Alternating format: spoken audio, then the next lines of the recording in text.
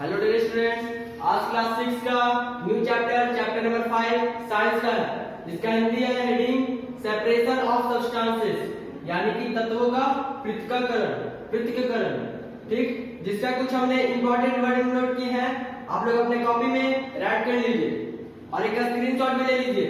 और हाँ, एक इंपॉर्टेंट बात, अगर आप लोग को नहीं दिखेगा तो आप लोग वीडियो को पॉज कर एक स्क्रीनशॉट लेकर उसको जूम करके देखेंगे तो दिखेगा।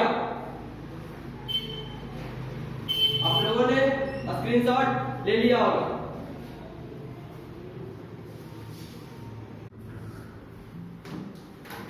हाँ, तो आप लोग का फर्स्ट टॉपिक है मिक्सचर, यानी कि मिश्रण। इसे पढ़ना है। A mixture is formed when two or more substances are mixed together without any chemical reaction are called mixture। यानी कि मिक्सचर क्या होता है, मिश्रण क्या होता है? तो मिक्सचर एक ऐसा चीज है जब दो या दो से अधिक तत्व मिलाकर एक साथ, यानी कि मान के चलिए एक सब्सटेंस ये है, एक सब्सटेंस ये है, दोनों को जब आपस में मिला देंगे लेकिन विदाउट एनी केमिकल रिएक्शन, लेकिन कोई केमिकल रिएक्शन की तरह नहीं, जैसे कि कोई वाटर हो गया, जैसे एसिड हो गया, बेस हो गया, ये सब की हेल्प से नहीं, सिर्फ सब्सटेंस का दोनों को आपस में मिला देंगे तो वो हो जाएगा हम लोग का मिक्सचर। फिर दिया हुआ है होमोजेनस एंड हेटेरोजेनस मिक्सचर, यानी कि जो मिक्सचर होता है वो दो प्रकार का होता है, एक होमोजेनस, एक हेटेरोजेनस। ये क्या होता है? सजातीय और विजातीय मिश्रण। इसमें दिया हुआ है in some mixtures compounds are not visible separately, they are uniformly mixed throughout the mixture। जैसे कि वैसा मिक्सचर जिसे हम लोग आसानी से अलग नहीं कर पाएंगे। ठीक, जैसे कि देखिए एग्जांपल में such mixtures are called homogeneous mixture। For example, if we dissolve sugar in water, the particles of sugar get evenly disturbed in water। यानी कि अगर हम लोग चीनी का हो गया और चीनी और पानी जब एक साथ मिला देंगे तो हम उसको आसानी से चीनी वापस नहीं बना सकते हैं, तो वो आ जाएगा हम लोग का होमोजेनस मिक्सचर में। ठीक, सेकंड में है heterogeneous mixture. In some mixtures the compounds are visible separately, यानी कि जिसे हम आसानी से अलग कर सकते हैं। कुछ मिक्सचर होगा, मिक्सचर में जैसे कि क्या हो गया, जैसा कि बालू हो गया और गिट्टी हो गया, ये दोनों एक मिक्सचर यानी कि दोनों एक साथ मिला हुआ है, तो उसमें हम लोग बालू और गिट्टी को तो आसानी से हटा देंगे, गिट्टी क्योंकि बड़ा बड़ा होता है उसको निकाल देंगे, लेकिन बालू भी निकल जाएगा। ठीक उसी तरह से है heterogeneous mixture. These are not uniformly mixed, some mixtures are called heterogeneous mixture, यानी कि ऐसे मिक्सचर को हम लोग हेटेरोजेनस मिक्सचर कहते हैं। अब हम लोग इसको अच्छी तरह से एग्जांपल से पढ़ेंगे। तो if we mix iron filing and sand, यानी कि हम लोग एक लोहा हो गया और बालू हो गया, दोनों को आपस में मिक्स करेंगे तो it will have more iron filings at some place and less at other place, यानी कि कहीं पर जो सैंड होगा और आयरन होगा वो ज्यादा होगा तो कहीं पे कम होगा। ठीक, ये आप लोग आ जाएगा हेटेरोजेनस मिक्सचर। इसका सिंपल सा ये है कि जिससे हम लोग आसानी से ढूंढ ले, जैसे कि मान लीजिए बालू और गिट्टी के एग्जांपल बताए थे, उसी में क्या हो गया, दोनों मिला हुआ है, लेकिन ये जो है हेटेरोजेनस मिक्सचर, इसमें जो गिट्टी रहता है उसको हम लोग आसानी से निकाल लेते हैं।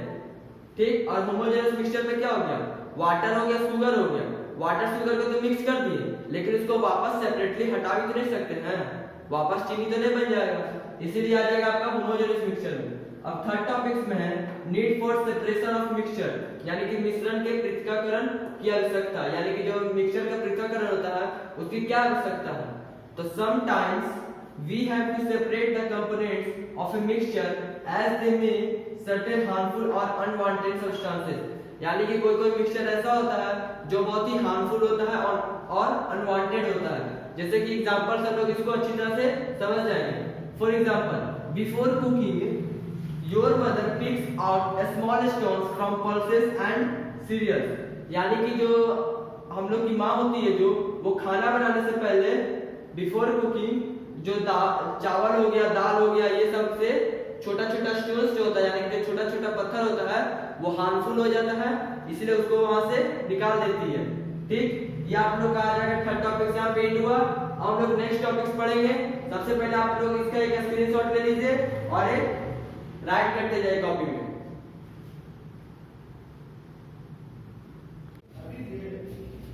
हम लोग का फोर्थ टॉपिक है methods of separation. Methods of separation यानी कि पृथक्करण के तरीके, यानी कि हम लोग किसी सामान को किस तरह से, किसी चीज को किस तरह से अलग करेंगे उसके बारे में है। सबसे पहले दिया हुआ है separation of solids from solids, यानी कि सॉलिड से सॉलिड को कैसे हम लोग अलग करेंगे। जैसे कि देखिए सबसे पहला मेथड है हैंड पिकिंग। ठीक, इसमें दिया हुआ है हाथ से चुनना। This method is usually applied to separate unwanted substances such as small pebbles and dirt from cereals and pulses, यानी कि जो सीरियल्स होता है जिसमें व्हीट हो गया, ये सब हो गया, पल्स हो गया, ये सब में जितना भी कंकड़ सब जो रहता है छोटा छोटा पत्थर वो सब को अलग करना है। यानी कि सॉलिड से सॉलिड, पत्थर भी सॉलिड होता है और जो चावल हो गया, दाल हो गया, ये भी सॉलिड होता है, यानी कि सॉलिड से सॉलिड अलग करना। ये आप लोग आ जाएगा this process of removing impurities और by picking with hands is called hand picking, यानी कि हाथ से चुनने की क्रिया को जब लोग हाथ से चुनते हैं, पल्स से सबको रिमूव करते हैं तो वो हो गया हम लोग का हैंड पिकिंग। और फिफ्थ टॉपिक में है सीविंग यानी कि छानना। इसमें दिया हुआ some impurities can be removed by using a sieve, यानी कि बहुत सारा ऐसा चीज होता है जिसमें गंदा होता है जिसे हम लोग छानने की क्रिया से खत्म करते हैं। दिस इज कॉल्ड सीविंग, यानी कि इसे हम लोग सीविंग करते हैं। For example husk is removed from flour by sieving, यानी कि जो फ्लोर होता है उसमें से हम लोग हस्क को रिमूव कर दिए। कैसे किए? तो उसको छानकर।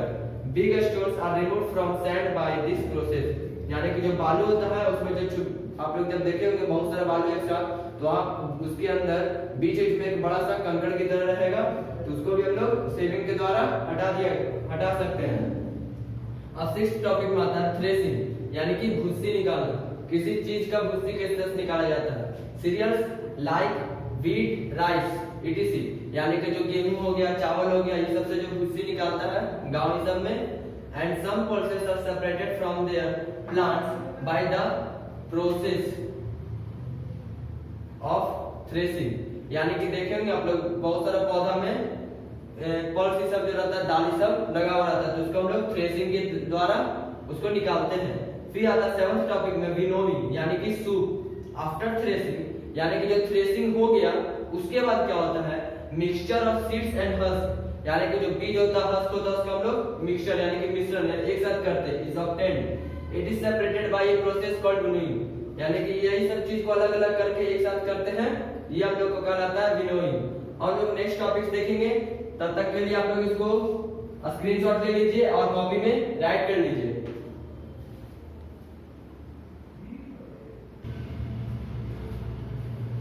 हम लोग का 8th टॉपिक है separation of insoluble solids from liquid, यानी कि लिक्विड से हम लोग को सॉलिड अलग करना है। देखिए लिखा हुआ तरल पदार्थों से अघुलनशील ठोस पदार्थों का पृथक्करण। ठीक, इसमें दिया हुआ सेडिमेंटेशन एंड डिसेंटेशन। ये क्या होता है अपसादन और निस्तारण।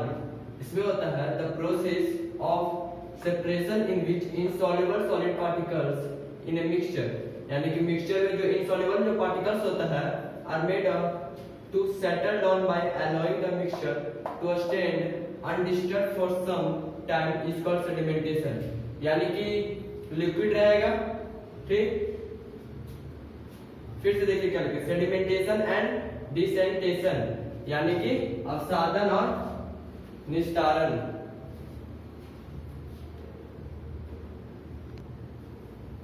हाँ, तो क्या था तरल पदार्थों से अघुलनशील ठोस पदार्थों का पृथक्करण। क्या लिखा सेडिमेंटेशन एंड डिसेंटेशन, यानी कि अपसादन और निस्तारण। The process of separation in which insoluble solid particles in a mix are made to settle down by allowing the mixture to stand undisturbed from some time is called sedimentation। अब देखिए board पे सब ये क्या होता है। एक मान के लिए यहाँ पर देखिए एक फिगर है यहाँ पे बना दी हमने। तो इसमें क्या होता है जैसे कि एक मान के चलिए कांच का गिलास लेते हैं, उसमें हम लोग पानी भी डाल दिए तरल में क्या है, लिक्विड में पानी आ जाएगा, वाटर आ जाएगा, वाटर डाल दिए, उसमें सॉलिड पार्टिकल्स मान के चलो बालू डाल दिए, और उसके बाद जब डाल के उसमें जब घोल देंगे तो क्या होगा, धीरे धीरे क्या होगा, जो सैंड रहेगा यानी कि जो हैवी पार्टिकल्स रहेगा वो पानी में धीरे धीरे नीचे बैठने लगेगा, फिर धीरे धीरे बैठते बैठते वो एक क्लियर वाटर बन जाएगा। तो ये हम लोग का होता है प्रोसेस सेडिमेंटेशन का। ठीक, अब 9th टॉपिक में है लोडिंग यानी कि लदाई। ये क्या होता है, सेडिमेंटेशन इज नॉट इजी, यानी कि जो सेडिमेंटेशन होता है जो हमने अभी बताया वो आसान से नहीं होता है। Easy when the mixed solid particles are very small dust particles, यानी कि सॉलिड पार्टिकल्स कैसा रहना चाहिए, छोटा छोटा रहना चाहिए। यानी कि सॉलिड पार्टिकल्स का बोल रहे हैं तो बड़ा बड़ा लोहा पत्थर ईटा सब ले आए और एक बोतल एक जग पानी में और उसमें डाल दी, तो कितनों कस के घुलाएंगे तो एक बार में फटाक से नीचे बैठ जाएगा। लेकिन छोटा छोटा रहना चाहिए वो कण, सॉलिड पार्टिकल्स में छोटा छोटा कण, फिर जाके उसको हम लोग मिक्स करेंगे वाटर में तो वो धीरे धीरे जाके बैठ नीचे में बैठते जाएगा पानी के नीचे में, तब जाके वो एक फ्रेश वाटर बना देगा। ठीक, which cannot be removed easily by sedimentation and desentation, यानी कि हम लोग सेडिमेंटेशन और डिसेंटेशन को आसानी से नहीं कर सकते हैं। ठीक, जैसे कि यहाँ पर देखिए mixed of dirty rainy water, यानी कि जो बरसात का पानी होता है ये इसमें मिला हुआ है। बरसात का पानी में देखते हैं कितना गंदा पार्टिकल से सब भी रहता है, ये हो गया। फिर पीस ऑफ एनम of the end of the thread, यानी कि धागा के नीचे एक एल्युमिनियम डाला हुआ है, ये इसमें डाला हुआ है। फिर देखिए एल्युमिनियम क्यों डाला है, भारी, क्योंकि देखिए एल्युमिनियम जो है ज्यादा भारी होता है, ये पानी में जैसे ही छोड़ देगा तो ये नीचे गिर जाएगा। यही बता रहा है कि आपको ये नहीं डालना है। फिर बोल रहा है क्लियर वाटर बन गया, देखिए जितना भी छोटा छोटा पार्टिकल्स था रेनी वाटर का वो धीरे धीरे जाके नीचे बैठने लगा। ये तो यहाँ तक आपका बन गया डर्टी हो गया, लेकिन ये जो ऊपर है ये आप लोग का क्लियर वाटर है। यही होता है सेडिमेंटेशन एंड डिसेंटेशन। आप लोग इसका राइट कर लीजिए और ये फिगर सबका कॉपी में ड्रा करना चाहिए और एक स्क्रीनशॉट भी ले लीजिए।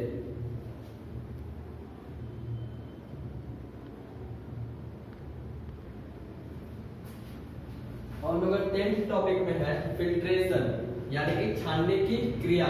इसमें बोल रहा है the process by which insoluble solid and liquid are separated by passing the mixture through a filtering device is called filtration, यानी कि हम लोग फिल्ट्रेशन किसको कहते हैं। जैसा कि आप लोग का रहेगा insoluble solid and liquid are separated by, यानी कि जो सॉलिड होता है लिक्विड होता है दोनों को अगर हम लोग को अलग करना है, जैसे कि मान के चलिए एक ले लेते हैं हम लोग वाटर ले लेते हैं और सैंड ले लेते हैं, आपस में दोनों को मिक्स कर देते हैं। मिक्स करने के बाद हमको जो है लिक्विड को निकालना है या फिर सॉलिड को निकालना है, तो किस तरह से निकालेंगे, एक प्रोसेस से दोनों चीज हम लोग कर देंगे, तो वो क्या है फिल्ट्रेशन। जैसे कि दोनों चीज मिक्स है एक जग में, ठीक, उसके बाद एक नीचे फिल्ट्रेशन यानी कि इस तरह से डिवाइस रहेगा, इसमें छोटे छोटे छोटे सा छेद होता है जिससे आटा ये सब देखते हैं आप लोग, जिससे हम लोग आटा से चालते हैं, वो वाला हो गया, वो रख दिए और नीचे एक बाल्टी सब कुछ रख दिए बकेट सब, उसके ऊपर वो पानी गिराएंगे तो वो जो लिक्विड होगा वो तो पानी में नीचे गिर जाएगा, लेकिन जो सॉलिड होगा यानी कि जो छोटा छोटा कण होगा वो ऊपर में ही रहेगा।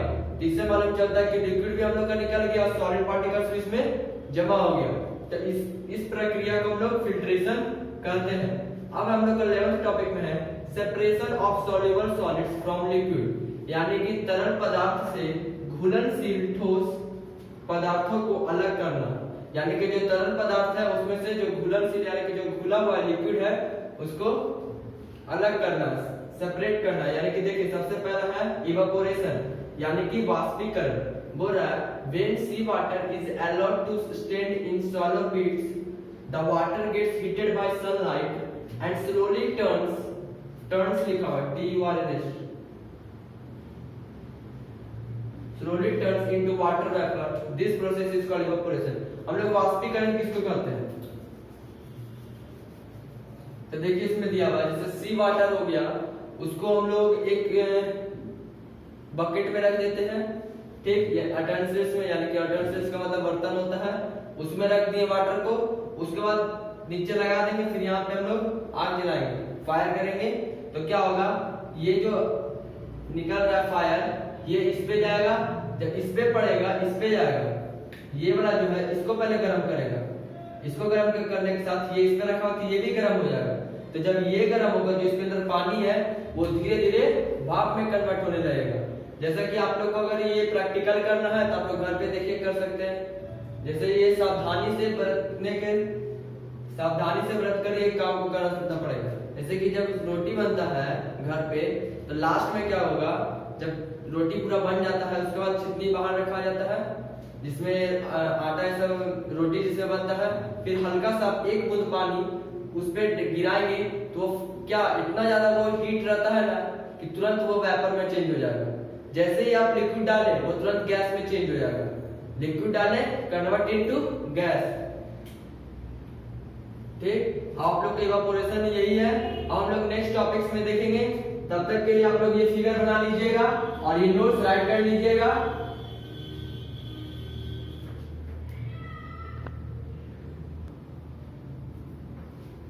हम लोग का 12th टॉपिक में दिया हुआ है सॉल्युबिलिटी यानी कि घुलनशीलता।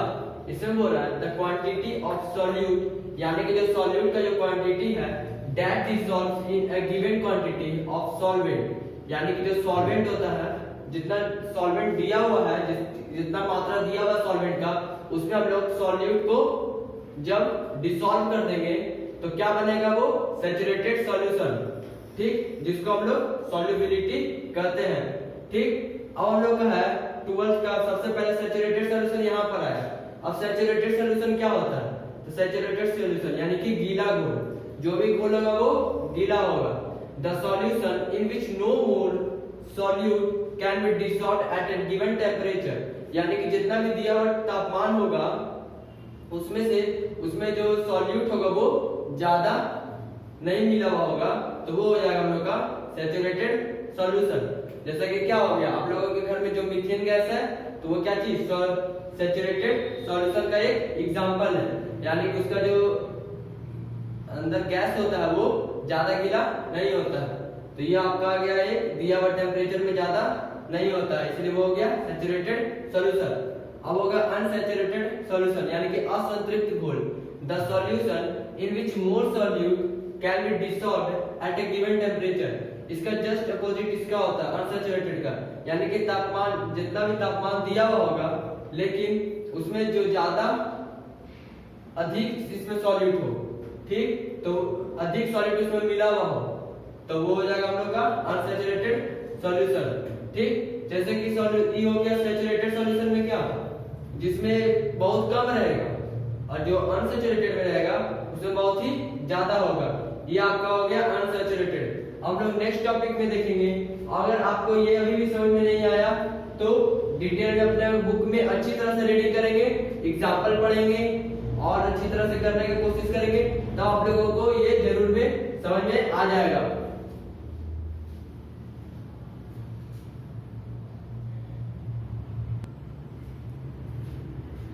हम लोग 12th का नेक्स्ट टॉपिक्स में दिया हुआ है फैक्टर्स अफेक्टिंग सॉल्युबिलिटी यानी कि घुलनशीलता को प्रभावित करने वाले कारक। इसमें 3 टॉपिक्स दिया हुआ है और आप लोगों का लास्ट यही है, दिया हुआ है सॉल्यूट इन पाउडर फॉर्म यानी कि पाउडर के रूप में विलय।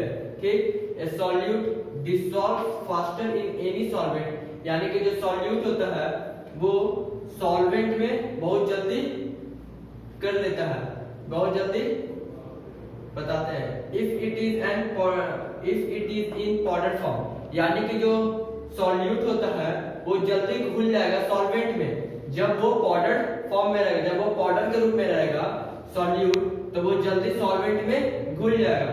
अब उसके बाद सेकंड में दिया हुआ स्टीरिंग यानी कि फेंटने की क्रिया। इसमें बोल रहा है ए solute dissolves faster in solvent यानी कि जो सॉल्यूट होता है वो तेजी से सॉल्वेंट में घुल जाएगा if the solution is stirred constantly यानी कि जो उसका सॉल्यूशन है वो फेंटने की क्रिया जैसा होगा। यानी कि अगर हम एक सॉल्यूट एक सॉल्वेंट दोनों को आपस में इस तरह से हिलाएं तो ये जल्दी ये घुल जाएगा। ठीक, फिर बोल रहा है लास्ट टॉपिक से टेम्परेचर यानी कि तापमान। इफ वाटर इज हीटेड यानी कि अगर हम पानी को गर्म करेंगे तो the solubility of solute in it increases, इसका जो सॉल्युबिलिटी होगा सॉल्यूट का वो बढ़ेगा। ऑन द अदर हैंड यानी कि दूसरी तरफ से ये है कि the solubility of gases in water decrease, लेकिन जो वाटर का जो सॉल्युबिलिटी होगा वो गैस के रूप में कम रहेगा with an increases in temperature. अगर हम लोग टेम्परेचर को बढ़ाते हैं तो जो गैस का जो सॉल्युबिलिटी होगा वो कम जाएगा। ठीक, आप लोग का यहाँ पे टॉपिक सब एंड हुआ। अब आप लोग का होमवर्क है